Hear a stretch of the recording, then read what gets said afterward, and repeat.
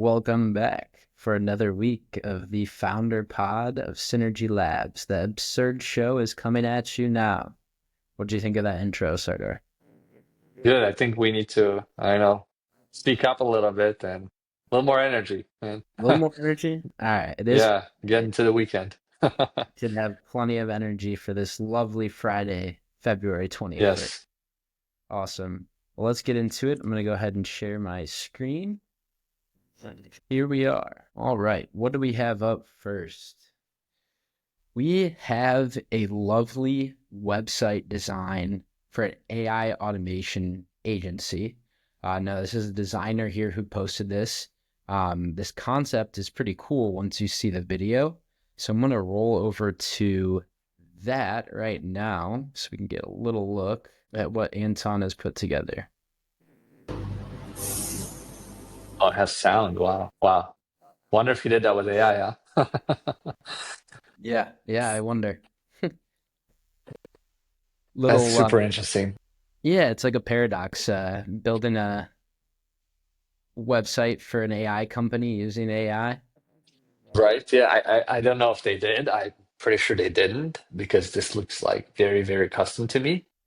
Yeah. So yeah, and all these like AI website builders, they've been like kind of meh, all of them. I'd be surprised if this was built with AI. I mean, if he did, that better be his own tool that he's selling. But it looks like this is an agency. So overall, I love it. I don't know how that's going to do on SEO, right? I mean, that's on your front, like with the audio and all this. If the load time is good, I'm all for it. If it slows down the website, you know how it is, right? So Yeah. but overall, yeah, I love the uniqueness. Somebody in our channel today, you probably saw, posted a very unique website as well, where you can like kind of go through the whole 3D space. And that was a 3D design agency, by the way, which made total sense that their website is a 3D website because they're a 3D design agency, right? Yeah. This is also cool. You know, this could also work for any other agency as well. I like the futuristic look of it. Um, I don't love the color, kind of grayish color, but.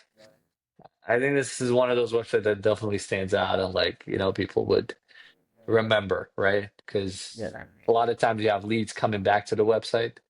Um, Sometimes they forget to come back to your website, right? They've seen you, but you kind of look generic. So, by the way, an idea about there's a lot of these AI website builders these days, right? But what'd be cool is like if there's an AI that just you throw in a link to it and it just copies the website for you in an editor, and you can just like take somebody's website and edit it and like basically like for lack of a better word, steal their website.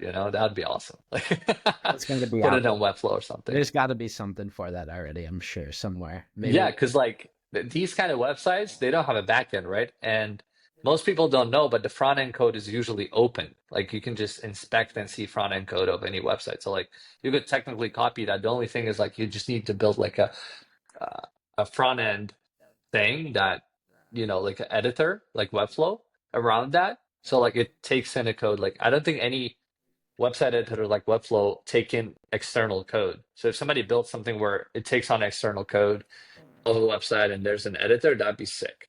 Like even some of our clients that we migrate their custom websites to Webflow, right? We could instead maybe just use that tool if it's like honestly, I think that's the best way to like build a Webflow competitor.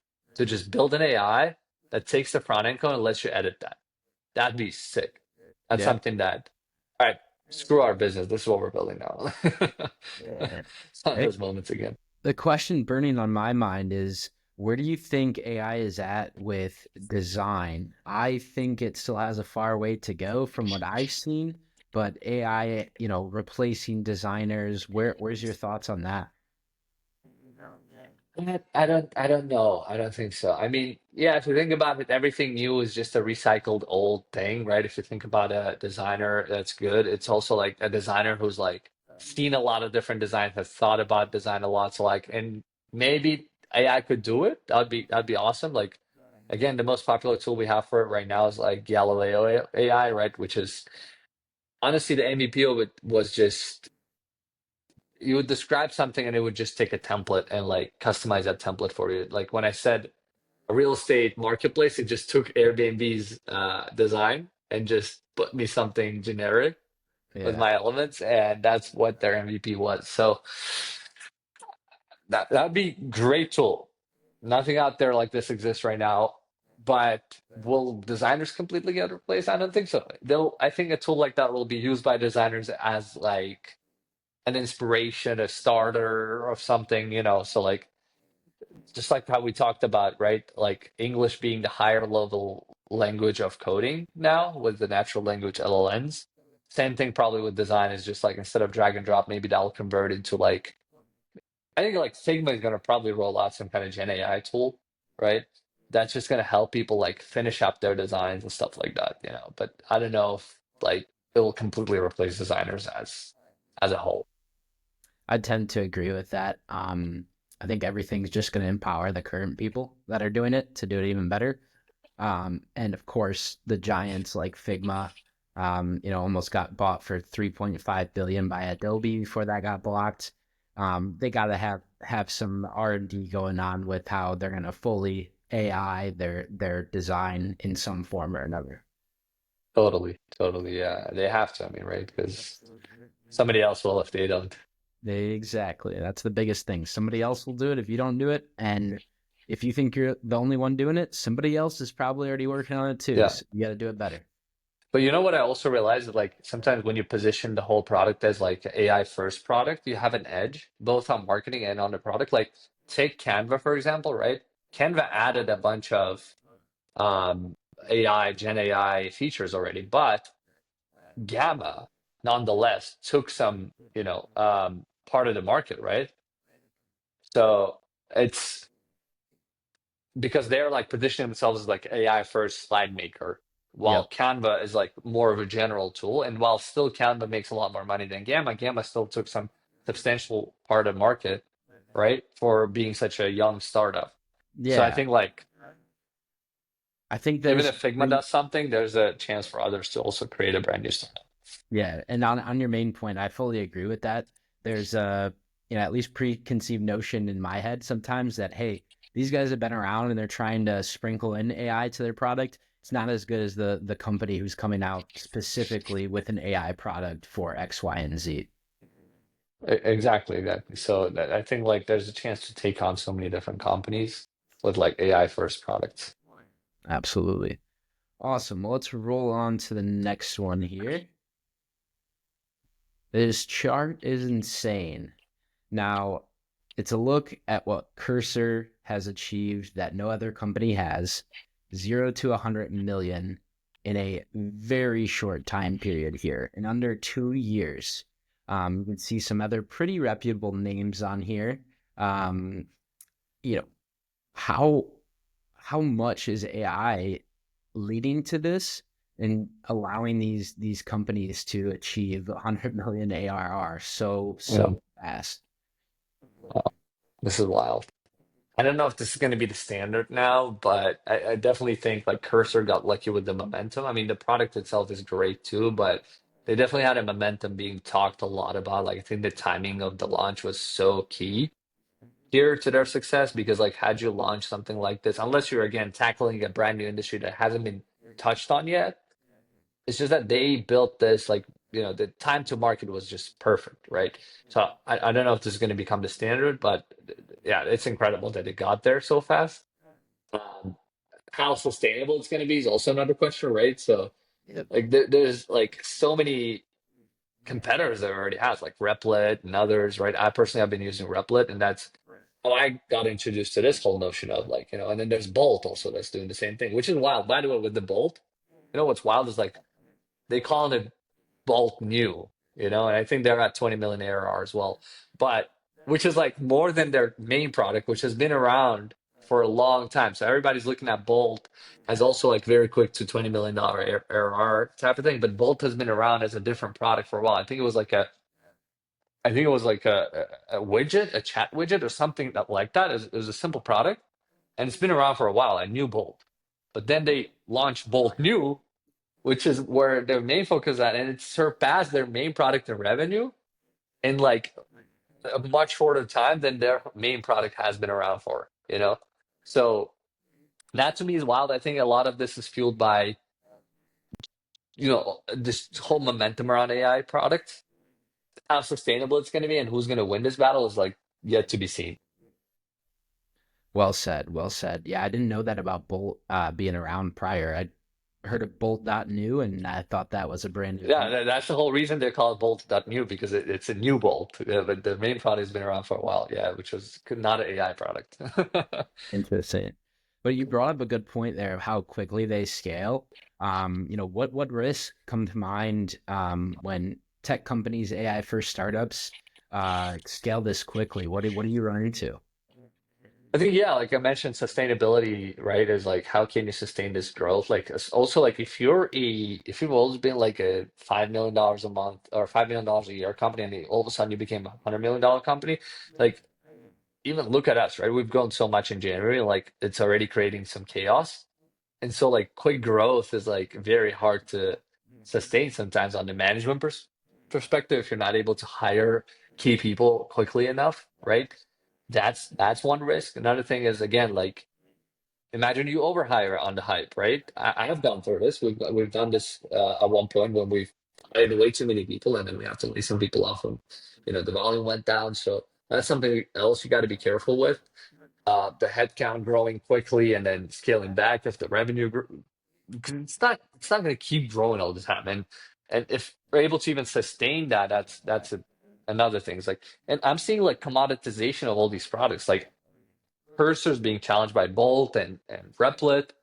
The Zapier is even being challenged by Gumloop, and there's another one. There's a couple others that I've seen that all of them have like exact same UI even, which is so wild to me. It's like a lot of these tools have such a similar UI. I don't know who's copying who here, and Yeah, if it almost seems like these are all like, how like in the beginning we had a lot of these like GPT wrappers. Now it feels like we got these like Zapier wrappers and we got these like cursor wrappers around. Like there's just so many of them at the same time. It's just so wild to me. So like competition, competition is hard these days, right? yeah, Funding around AI is what's fueling them probably.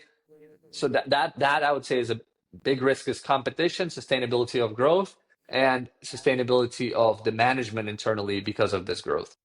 yeah. So many rappers. We might need to call Santa Claus in for the next episode. But um, talking about the incumbent and these new products coming in, it seems that, it used to be more incremental differences of these new products and how much better they're, Make came out very similar to Zapier, Yeah, maybe a little bit better in certain circumstances, but some of these, I think that incremental differences are going away and we're getting wider gaps. When you look at what Gumloop put out with their AI automation, it blows me away compared to Zapier. Um, I, really.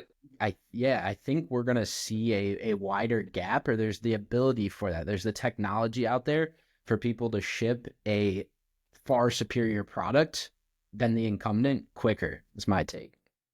Yeah, yeah, which is, an advantage of like coming out to market later than your competitor is also like so many things with your competitors are going to be like legacy things that have been there and you just never like really paid attention to why it's there, but it's been there for a long enough time. But when you're rebuilding, you don't really rebuild everything to the T. You only take the best parts from your competitors and you add better parts to it. So I'm glad that these guys are not just straight up copying Zapier and just trying to make it better. They're like rebuilding the whole experience from the ground up, and for sure that's a big advantage. And so it's gonna, yeah, the gap is gonna keep widening. And who benefits from this the most is the consumer, right? Like, Yep. dude, the amount of choice we got now because of so many developments now is insane and it's awesome. Like that's what the consumer deserves. Like we've been kind of dormant in this whole SaaS industries. Like we haven't really innovated in a while. And now with this AI race, everybody's innovating. The momentum is so high now. I don't think we've ever had this big of a momentum since the beginning of the internet in the 90s and the early 2000s. Like to build products so quickly and ship something to the market and be a founder, right? Yeah. So and the wave and the ripples of this of like how many people it's touching is also fascinating to me. It's like the first internet wave didn't touch the wide population. Right now, everybody already knows tech is the shit, right? So people coming into the AI tech, it's a wider audience. I already have a couple people in my network, Andrew, like that they were not tech people at all, and now Yeah. they're all like jumping into AI, trying to build shit with AI. It, it's touching like wider population now, like in terms of new founders coming into this market, right? So it's a fascinating time because there's I don't think there's ever too many builders in the market. So the more builders, the more entrepreneurs we have, the better the market gets. The more variety does the consumer get. So that's like, to me, the most exciting thing. Being also the consumer of this because I'm benefiting from this. People are benefiting from this. Competition is really like forcing companies to be better. Even OpenAI is getting challenged by DeepSeek now, is forcing them to roll out products faster. They had so many products on the back burner because nobody's really challenging them, and so they weren't releasing them. But the moment DeepSeek released their research thing, now it's funny they wanted to call this like deeper seeker when they were first releasing it. But they released deep research, and dude, I've used it actually. I did a podcast interview last week when I was in Dubai with this guy who's a founder of a fintech company, and I used the deep research feature of GPT on it. I gave it a task. I said, research all of this company's competitors and come up with like very well thought out questions for this person on what its competition is doing and how they're going to stand out and all that. And then when I sent those questions, since the guy asked me to send those questions before the podcast, when I send those, he's like, "What the hell, dude?" Because he asked me like, what is the podcast going to be about?" And I'm like, "Oh, I keep it very very light, very like laid back. Don't worry, don't stress out, right?" Because Yeah. I do. I usually like I'm very much of an improv guy. And then I kind of geeked out on deep research. I said, you know what? Let me try to use this for this podcast. And then when I sent him these questions, he was blown out. He's like, what the hell? How did you research so much about my company? There are things here that I didn't know about my own industry, he says, that you put in these questions. He thought I took hours and hours for research, but in reality, it took me 5 minutes with deep research feature on GPT. And that's awesome. And it came out only because of competition, challenging each other. Yes. Yes. No, I love how you mentioned the competition and the consumer winning, and ultimately that the consumer has many more options. But it did bring up a key question that we've been discussing. I guess not necessarily a question, but tool overload and trying to put as many as your business processes within one tool to simplify things across an organization as it's scaling. So this is something I've been looking into of, it's great to try out everything, but if you're trying every tool out there, you might not get shit done. So what do you say to, kind of that tool overload paradox versus trying new things? Absolutely. Yeah. Very, very good point, Andrew. Like, again, the tool overload is good for the market because there's innovation, people are going to be copying.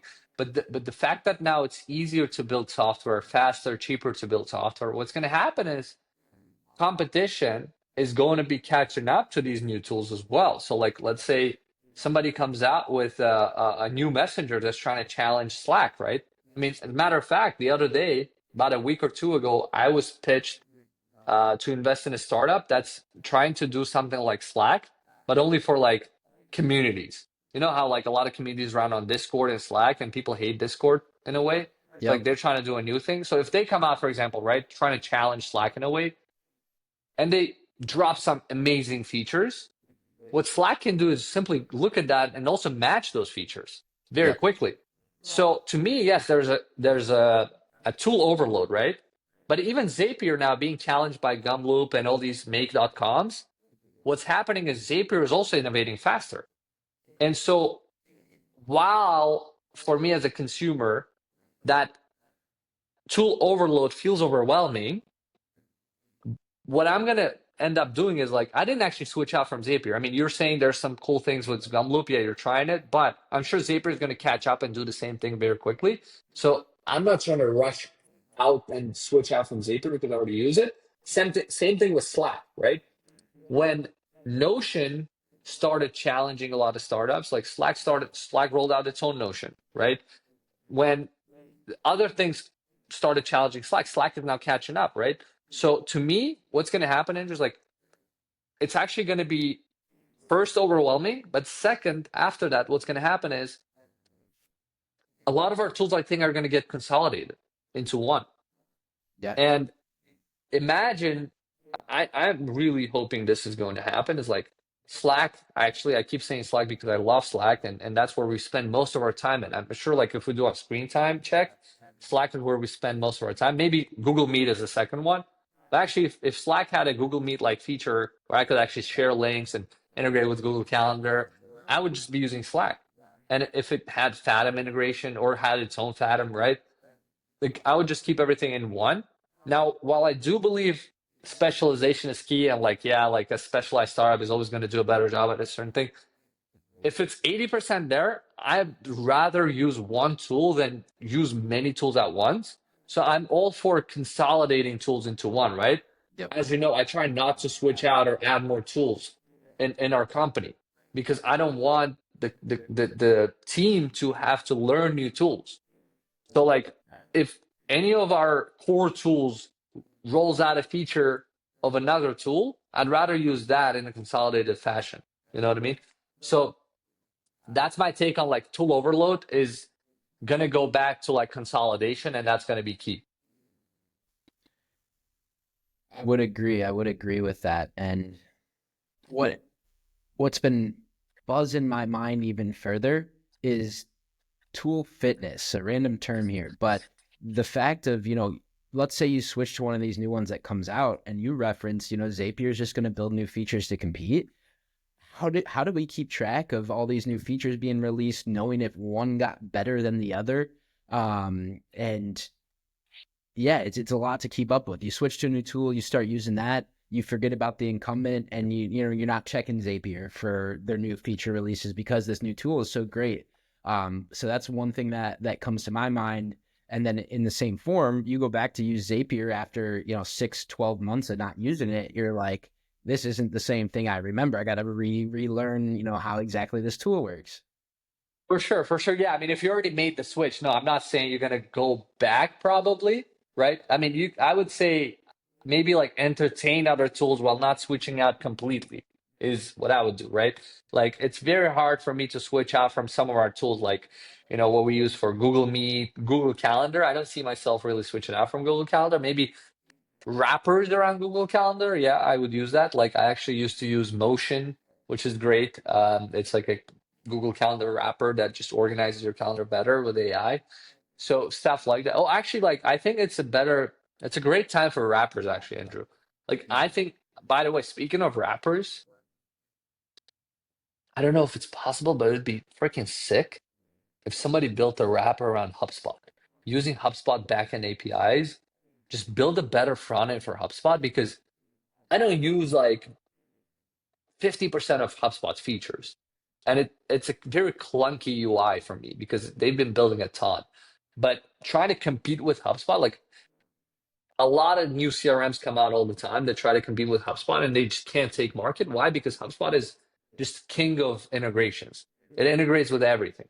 And so like today we built a workflow around HubSpot and Slack. Good luck trying to do that with a new CRM. But would I trade my current HubSpot for a new HubSpot if it had the same backend but the new front end all day? You know? Yeah. So that goes back to tool overload as well. I think founders shouldn't try to build brand new tools. It's hard to take away some user base from software that's like there's a whole notion, by the way, of like, getting into enterprise is very hard with alternative software because the decision makers like CTOs and directors of technology, they don't want to switch out their software for anything, even if the software is so fucking old, because they don't want to break things. And they don't want to be responsible for breaking things. Especially imagine an organization with 1,000 employees switching out from Microsoft Teams to like another alternative. That'd be a disaster.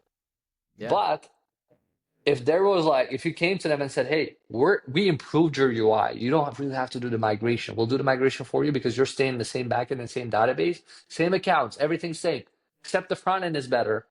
That's an easier sell. Yeah. Sounds like you're describing superhuman right now, right?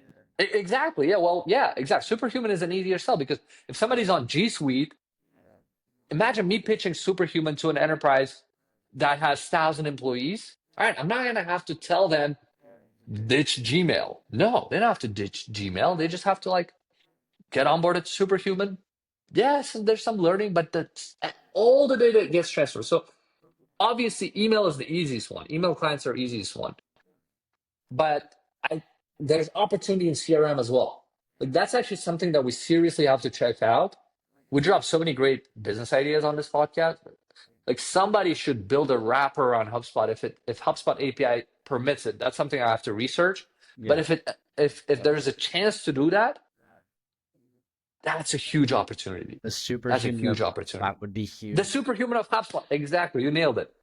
Same. It's like sometimes on HubSpot, it's like trying to find a needle in a haystack when you're looking Oh for yeah. things, settings, permissions. You can get lost in there, Oh, and you know what I realized, Andrew? Sorry, cut yeah. you off. When you said superhuman of HubSpot, I realized who's already doing that. You know who? Who? Superhuman themselves. Like they're freaking. I just showed you what Yeah. Superhuman has around HubSpot. They've integrated HubSpot so well. You were blown away when you saw that. I could see all my contacts from Superhuman itself, see the deal amount, and even enroll people in sequences. Yeah. It's completing a lot of things that we complete on HubSpot right there. Yeah. Yeah. And they're going to keep integrating deeper and deeper into HubSpot. And I think their goal is, I'm sure that's what they've been talking about internally. If Rahul is listening to this, I caught you. Or one day when you release it, I'm going to tell you I told you so. It's like they're building a wrapper on HubSpot into the Superhuman itself. That's really smart. They're going to get to the point where we don't have to even check HubSpot. Everything's going to be completed within Superhuman. That'd be sick. Because I love Superhuman's UI. So much better than HubSpot, so much cleaner, less clunky. And that'd be the dream. Oh, that's such a smart thing. They did a really smart thing. They built a wrap around Gmail. Now they're wrapping other things into it. That's so smart. Yeah. It is wild what and sometimes it just blows my mind of everything that's moving on or moving so fast, so quick. It's wild out there right now. It's wild. But it's making our lives better with all these tools. Like, before Fathom, for example, like, you know how I used to spend so much time recording all my calls on Loom and then transcribing them myself, pulling out these freaking tasks? You said it drives you nuts to assign task after. I had to do that manually, like literally re-listen to my fucking call and like manually extract tasks and assign them on Jira. It was so much more work. And I had to also go to Jira because Slack didn't have Slack lists, by the way. So, Yeah, we are a dude, little spoiled. We are a little spoiled now, huh? yeah, I got to tell you this. I used to spend a lot more time doing all these tasks. And so but it's only getting better from here. You built a workflow that's already saving you even more time now. Next thing you know, Fathom is going to integrate with Slack and it's going to assign these tasks automatically from Fathom to Slack. Yep. So while it feels overwhelming, looking back, we realize how much better our lives have gotten and how much more time we're saving, how much more productive we're getting. So it's only going to get better from here. Yeah, I agree. I agree with that. Let's roll on to the next one. That was a really good topic and discussion that spurred out of this cursor chart here. Yes. Awesome. This one's a little different here. Last week, yeah, about a week ago now, Tim Cook posted this teasing a new Apple launch that came out here just a couple days ago. Get ready to meet the newest member of the family, and it was just a video of this little circle here kind of spinning around. The comments were wild of people guessing what it is. We brought one of them in here. Some of the other ones were probably a little inappropriate to put on here, but I I was really curious what this launch was going to be. I thought it was going to be something huge. Maybe it kind of looks like an AirTag. I was thinking, oh, they're going to do an AI note recorder, one of those devices like Plod AI or something Oh, you similar. thought so? Yeah, that's what I thought it was going to be, but it turns out it was just a new iPhone. Yeah, a $700 iPhone. Yeah, yeah, Dude, yeah. there's a bigger roast there. You know how they're roasting Apple now that it happened to ironically come out the same day that Microsoft dropped their Form of new matter. con form of matter. Dude, that's fucking wild. Like if they dropped the new form of matter, which I thought was an exaggeration. I thought like but they literally dropped a new form of matter. It's not even an exaggeration or a joke. Yeah. That blew my mind. That fucking blew my mind. This morning, I was literally listening to a podcast and they said new form of matter. I'm like, what? I thought that was an exaggeration or a joke because I still. Majorana is what they're. Majorana, yeah, I was listening to that, the CEO of Microsoft talking about it. I'm like, what the fuck is he saying? Marijuana? Like, what? And, but that was wild. That to me is wild. But yeah, I guess Apple is just squeezing as much as they can from the iPhone because it's a money machine. Yeah, Yeah. it's a money machine. What's your take on new product launches? What's your approach there? Look, I think Apple's doing the right thing by not. I mean, obviously they're putting a lot of money into R&D. They tried to build their own car, right? That failed. They are still kind of trying their new headset. But the biggest launch they've had that was successful new launch was just AirPods since the Steve Jobs time, right? So while I do see existential threats for them, I still think Tim Cook has been doing a good job of like just maximizing profit from what they have. Because it'd be silly to abandon or get distracted from their cash cow that's going to live on. It's already been around. It's wild to realize that the iPhone's been around for like almost 18 years now. 18 years, almost 20 years. Can you think about it? They've been squeezing cash out of this thing for 2 decades now. And you can't blame them for it. They became a $3 trillion company on top of an iPhone, right? On top of one product, which also reiterates an interesting point. You know how everybody talks about 2080 rule? Yeah. But 2080 rule is not really a 2080 rule. It's just a good memorization number. But for Apple, how many products do they have? How many unique products do they have? They have MacBook, they have iPhone, they have AirPods, they have Apple Vision Pro, Mac Mini. like Mac Mini. Yeah, Yeah. those are like same kind of like Yeah. Mac family of products, right? So like 5 unique products, right? If you Yeah. think about it, that's like 20%. But iPhone drives 50% of their revenue. Yep. Like probably not five. They probably have like 10 different unique products. Okay, let's say, right? So it's like iPhone is 10% of their inventory, right? So 10, but here 10% of their inventory is driving 50% of the revenue. So it's not 2080, it's 1050 in this case. So Yeah. what I'm trying to say is like that's a side note on like 2080 is not always 2080. It's just an example of like minority of your efforts give a majority of results. So people sometimes take it literally that 2080 is always 2080 perfectly. It's not like that. Sometimes like 1% of your efforts give like 90% of results and whatnot. So anyways, not to get too geeky on that. I just usually try to call it like power law instead of 2080 rule. Yep. That's a more accurate mathematical representation. That's me being a math geek. Um, anyways, on Apple though, yeah, it's funny, but can't blame him for it. Like, dude is doing a great job of squeezing cash out of their products, and more power to him for that. Well It's said. just that it's the song is gonna end. It's like the what's it called, the musical chairs game, right? Like at one point the music stops and like you just can't find your seat. That's what's gonna happen to Apple at one point, where they're gonna, if they don't come out with a new product, eventually they're gonna strike, start shrinking. But they're just trying to ride the wave as long as they can, and good for them. Good for them. Yeah. I just got one last question for you.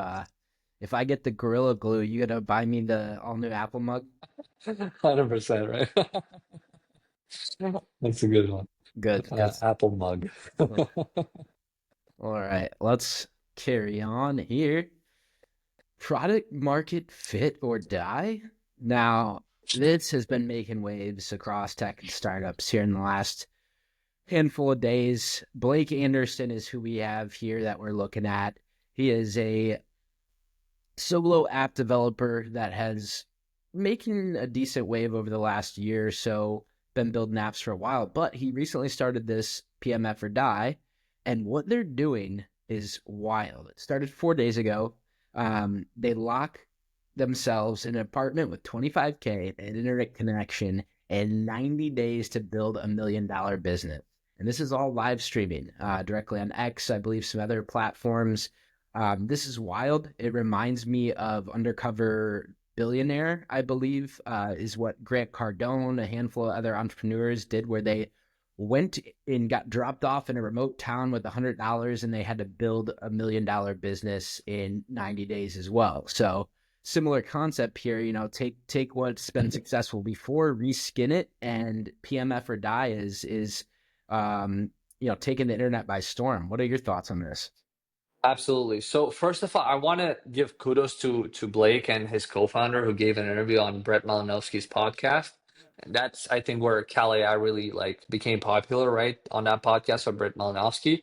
And so one thing that I took for myself, besides like the practical advice that they gave on that podcast, before I get into the stuff, I just want to give context of how I got introduced to them, right? But that was a podcast that I got introduced on to Cal AI and all these like his co-founder.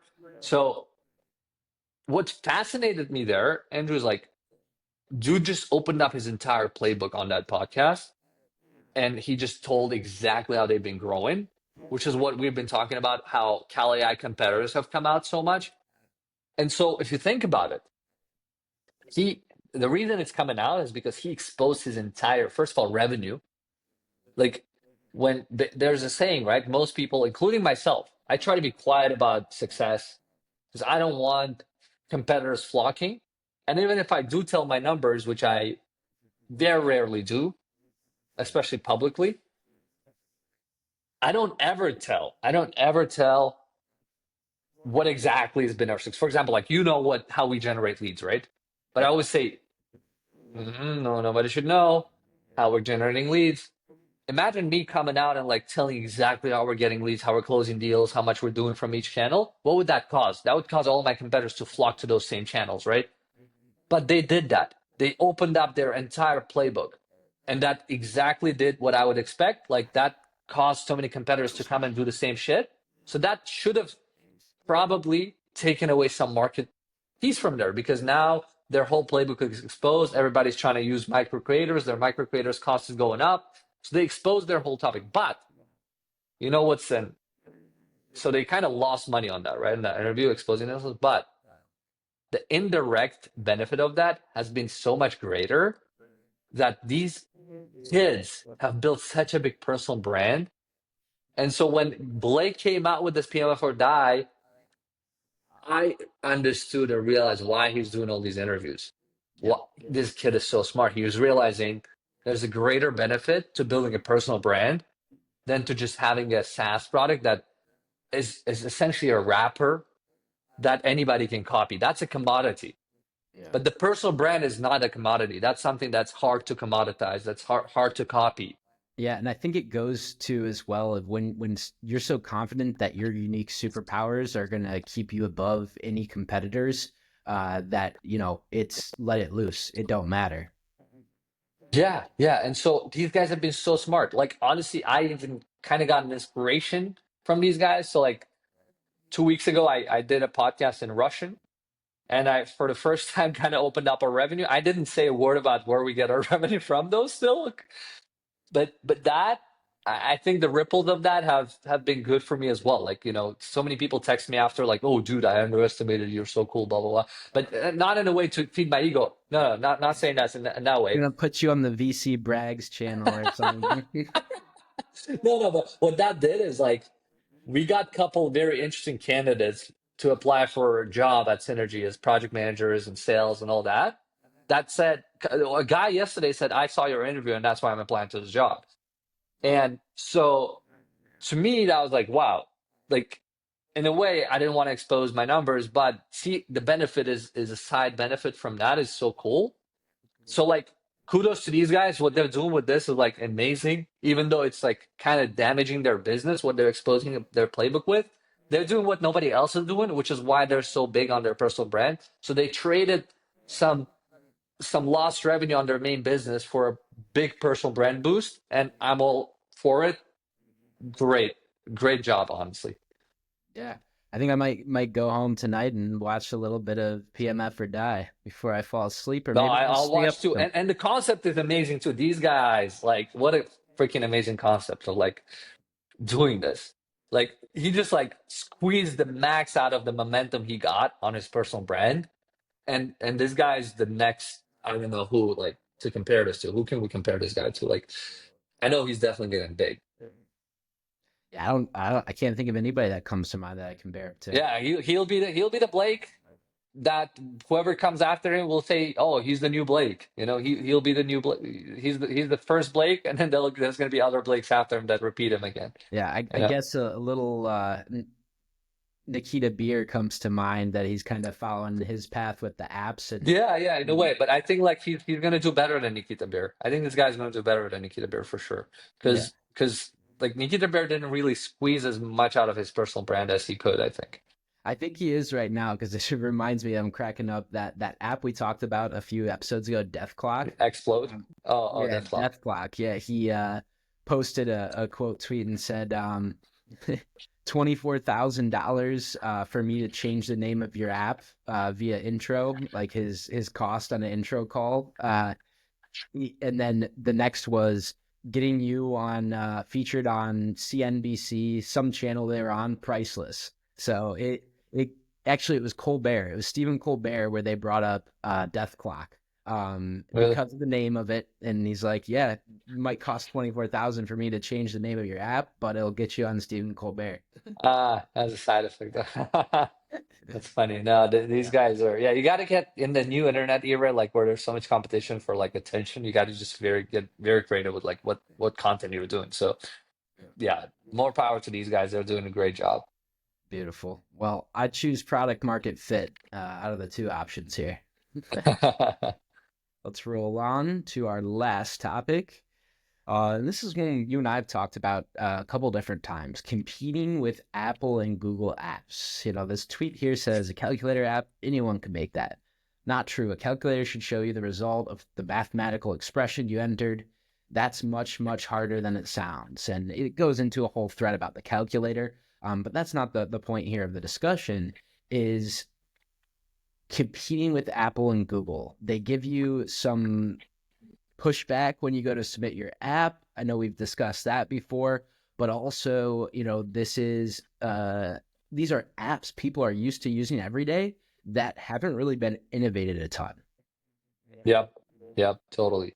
So that's what a great timing you picked this topic, Andrews. Like I'll tell you after the category I'm talking about because I signed the NDA today for a great freaking idea that one of our potential new clients told me about. That's taking this approach for an app. There is an app on our iPhones right now that Apple built, and there's been not a single alternative app to that. And that is a very, very big opportunity that whoever's not building that app is sleeping on. It's a big opportunity because here's the thing. Native apps on our phones are usually the biggest apps that every user uses because most users do not look for alternative apps. Take Superhuman, for example, again, right as an example. I did a survey recently on my LinkedIn. I asked, what email app do you guys use, right?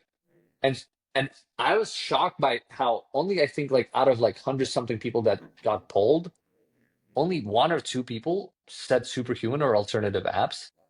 Everybody else, majority said either regular Outlook or Apple Mail or Gmail. And to my surprise, even some tech people, most tech people don't even know there's alternative. I'm not talking regular users. I'm talking tech people don't even know there's alternative email apps. So like the amount of market share that Superhuman took is still very small, but it's nonetheless a very big company, right? So there are some like power users that will opt in for alternative apps. And like same thing with Notes app on iPhone, right? Like iPhone's Notes app is the most popular Notes app in the world, but there's still nonetheless like Evernote, that's a big company. There's other big companies that are like alternative apps to it, right? So there's still opportunity to disrupt these because these default apps, they're never going to be as good as the alternative apps. You know, they're never going to be as good as, for example, like Apple Mail will never be as good as Superhuman because Superhuman is an entire company that only focuses on that one product. While for Apple, it's just one of their pre-installed apps that they barely pay attention to, right? So I think this is a big opportunity.